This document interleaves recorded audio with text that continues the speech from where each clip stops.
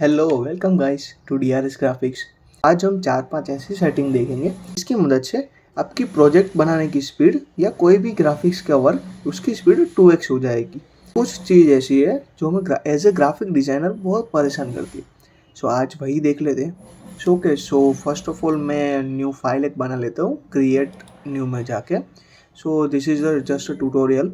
तो हम देख लेते हैं कि वेब फाइल में जाके मैं करता हूँ। फर्स्ट चीज़ हम देखेंगे यूनिट प्रेफरेंस, मतलब कि आपका जो आर्ट बोर्ड है या आपकी जो फाइल है उसके यूनिट आपको क्या रखना है, like point, pixel and etcetera.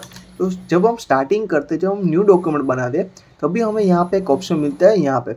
Okay, सो यहाँ पे अभी डिफ़ॉल्ट है पिक्सल, तो यहाँ पे आप पॉइंट रख सकते हो, इंचीज, फीट, मीटर, कुछ भी रख सकते हो। अभी हम नॉर्मली रखते हैं, लाइक पॉइंट कर दे, नहीं पॉइंट नहीं, हम इंचीज कर देते हैं। ओके, और कई बार क्या होता है कि क्लाइंट हमें इंचीज में या पिक्सल में हमारे पास से वो प्रोजेक्ट की फाइल मांगते हैं, तो हमें पता नहीं होता कैसे चेंज करें। तो मैं और दिखा देता हूँ कहाँ कहाँ से आप चेंज कर सकते हो। ओके, तो यहाँ पे आप देख सकते हो कि हमें प्रॉपर्टीज बार में हमें एक यूनिट का सेक्शन मिलता है।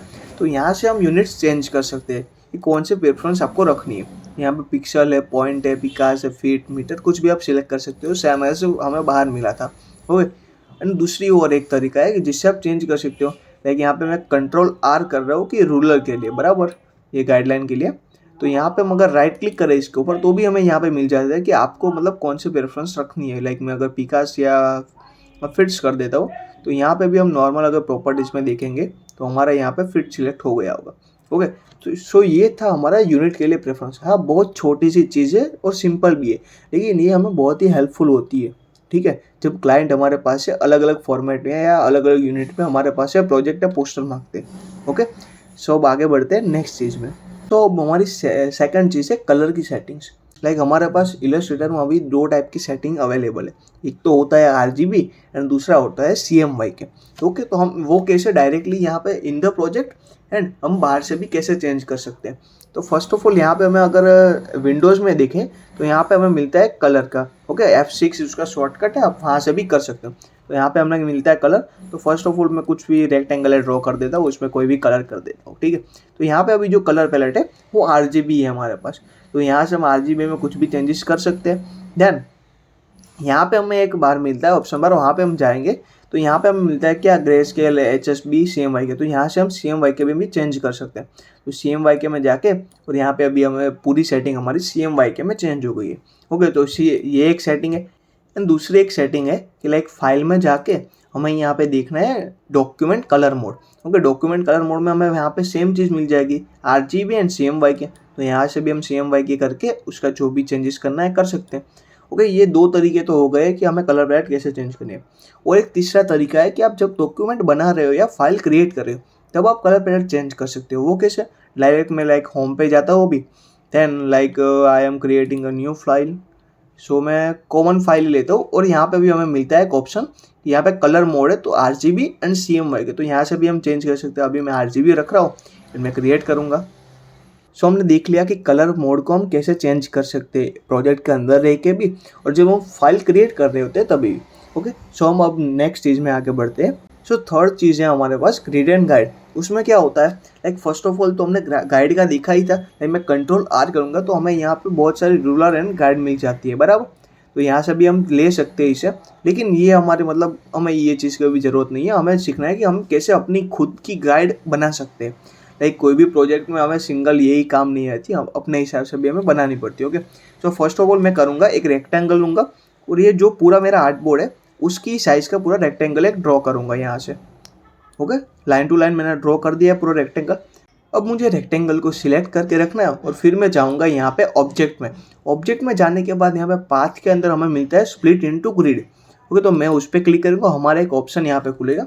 तो यहाँ पे number of row and column लिखा है, तो ये वेब के लिए। तो यहाँ पे हमें कॉलम में ही चेंजेस करेंगे। तो यहाँ पे 1 अभी कॉलम है, अभी मैं आगे करूँगा लेकिन अभी कुछ चेंजेस नहीं हो। क्यों? क्योंकि हमारा प्रीव्यू ऑफ है। तो सबसे पहले हमें क्या करना होगा, ये प्रीव्यू ऑन करना है। ओके, देन अभी मैं चेंज करूँगा यहाँ पे नंबर 1, 2, 3। ओके, तो हम जितनी भी यहाँ पे बढ़ा सकते हैं, जितनी भी हमें गाइड या रूलर चाहिए उतनी हम कर सकते हैं। अभी मैं 4 रख रहा हूँ सिर्फ। फिर यहाँ पे गटर, ओके नॉट दैट। तो यहाँ पे हम गटर मतलब कि जो दो यहाँ पे ग्रिड है उसके बीच की जगह, लाइक अभी मैं इसको बढ़ाऊंगा तो आप देख सकते हो कि यहाँ पे जो जगह है वो बढ़ रही है, उसकी स्पेसिंग बढ़ रही है। तो लाइक थोड़ा सा हम स्पेस बढ़ा के ओके कर देते। ओके, अभी ये ग्रिड तो बन गया अभी, लेकिन अभी ये मूव हो रही है बराबर। तो हमें इसे क्या करना है, गाइड बनाना है। तो हम कहाँ पे जाएंगे, व्यू में ही जाएंगे हम। फिर यहाँ पे हमारे पास गाइड्स का ऑप्शन है, उसमें जाके मेक गाइड्स करेंगे। ओके, तो अभी ये हमारी बन गई गाइड।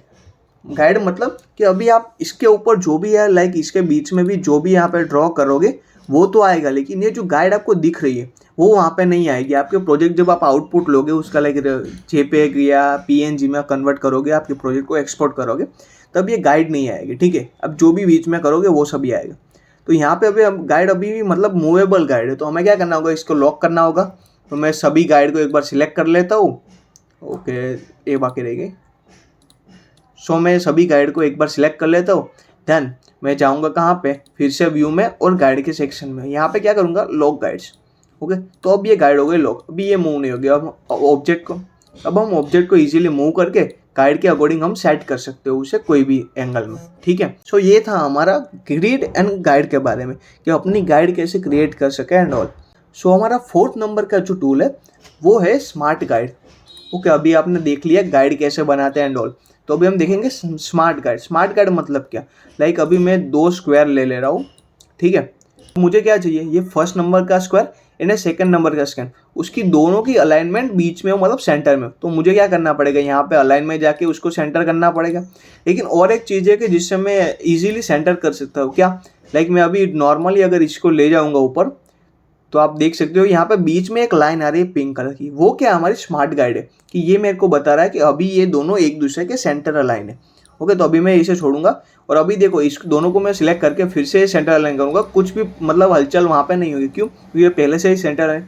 तो ये जो भी पिंक लाइन आ रही है बीच बीच में, और जो मेरे को बता रहा है कि यहाँ पे दोनों की पाथ सेम है या एक पाथ पे, फिर यहाँ पे जो इंटरसेक्ट हो रहा है, इंटरसेक्ट मतलब कि दोनों की जो एंगल है यहाँ पे सेम, मतलब इंटरसेक्ट मतलब कि दोनों ये जो पाथ है वो अभी सेम लाइन पे है, सेम पिक्सल है, सेम इंचेस पे है। ओके, सो ये भी हमें किसकी मदद से पता चलेगा, स्मार्ट गाइड। ओके, तो स्मार्ट गाइड का ऑप्शन कहाँ पे मिलेगा हमें, तो अभी हम जाएंगे व्यू में। व्यू में हमें दिख रहा है यहाँ पे स्मार्ट गाइड, तो यहाँ पे भी मेरा एनेबल है। अगर आपका डिसेबल हो तो यहाँ पे जाके आप इसे चेक मार्क कर सकते हो। ओके, इसका शॉर्टकट क्या आपको मिल रहा है यहाँ पे, Ctrl+U। ओके, तो समझ आ गया होगा आपको स्मार्ट गाइड कैसे ऑन करते हैं एंड ऑल द थिंग्स। सो हम बढ़ते हैं नेक्स्ट चीज़ पे। सो अब जो नेक्स्ट चीज़ है वो बहुत ही लोगों के लिए प्रॉब्लम क्रिएट करती है। सो अब हम वो ही देख रहे हैं। ओके, सो यहाँ पे मैं ले रहा हूँ सिंगल। हम एक काम करते हैं, मैं एक रेक्टेंगल ले रहा हूँ एंड मैं रूलर में यहाँ पे 2 ग्रिड ले रहा हूँ, just like this. Okay, and जो रेक्टेंगल था हमारा उसको मैं स्ट्रोक का कलर दे देता हूँ ब्लैक। ओके, सो यहाँ पे आपको शायद दिख रहा होगा रेक्टेंगल। ओके, सो यहाँ पे हमें क्या करना है, मुझे अभी ये जो ग्रिड है उसके अकॉर्डिंग मेरे को यहाँ पे रखना है कि ये रेक्टेंगल पूरा अंदर है, लेकिन ये यहाँ पे अभी रह रहा है बराबर अंदर। लेकिन अगर मैं ये ग्रिड को थोड़ा सा भी लाइक ऊपर करूँगा, देखो यहाँ पे ग्रिड बीच में नहीं आ रही है, यहाँ पे इतनी बड़ी स्पेसिंग हमें मिल रही है कि इतनी बड़ी स्पेसिंग के बाद ही ग्रिड ऊपर जाएगी। लाइक अभी मैं रेक्टेंगल को भी अगर ऊपर करूँगा तो यहाँ पे ग्रिड में वो सेट हो रहा है, लेकिन क्या हो रहा है यहाँ पे बीच में मुझे यहाँ पे नहीं लेना, थोड़ा सा बीच में रखना है इन दोनों के। लाइक मुझे यहाँ पे रखना है रेक्टेंगल को या ग्रिड को, लेकिन अगर मैं ग्रिड को भी सिलेक्ट करके बीच में रखूँगा नहीं होगा, लेकिन डायरेक्ट इस साइड जंप होगा वो। तो इतनी बड़ी हमें स्पेसिंग मिल रही है। तो क्यों हो रहा है, कि इसका कारण है कि हमने क्या किया है यहाँ पे स्नैप। सो इसका ये रीज़न है कि हमने यहाँ पे स्नैप टू ग्रिड किया है। मतलब कि अगर हम व्यू में जाते हैं, यहाँ पे अभी ऑप्शन ऑन है स्नैप टू ग्रिड, मतलब कि एक पर्टिकुलर स्पेसिंग छोड़ के ही आपका ऑब्जेक्ट या कोई भी ग्रिड होगी वो मूव होगी बराबर। तो यहाँ पे हमें अनटिक करना है इसे, देन फिर से व्यू में जाके हमें क्या करना है, स्नैप टू पिक्सल में ऑन करना है बराबर। तो अभी क्या होगा, लाइक अभी जो स्पेसिंग छूट रही थी अभी इतने नहीं छूटेगी। अभी मेरे को रेक्टेंगल को जितना भी आगे पीछे करना हो, थोड़ा या बड़ा हम कर सकते हैं, और इजीली यहाँ पे हम इंटरसेक्ट भी दोनों साइड से कर सकते हैं। लाइक अगर मैं यहाँ पे अगर गाइडलाइन को भी ऊपर नीचे करना चाहूँ, कोई भी गाइडलाइन को लाइक इसे सिलेक्ट करके करते हैं, तो अभी जो स्पेसिंग हमें मिल रही है, देखो अभी यहाँ से हम कर रहे हैं इस गाइडलाइन को मूव, तो अभी बहुत कम स्पेसिंग हो गई है। लाइक अभी मूव क्योंकि हमने बहुत जूम किया है इसलिए, लाइक अभी देख रहे हो आप, तो ये ओके।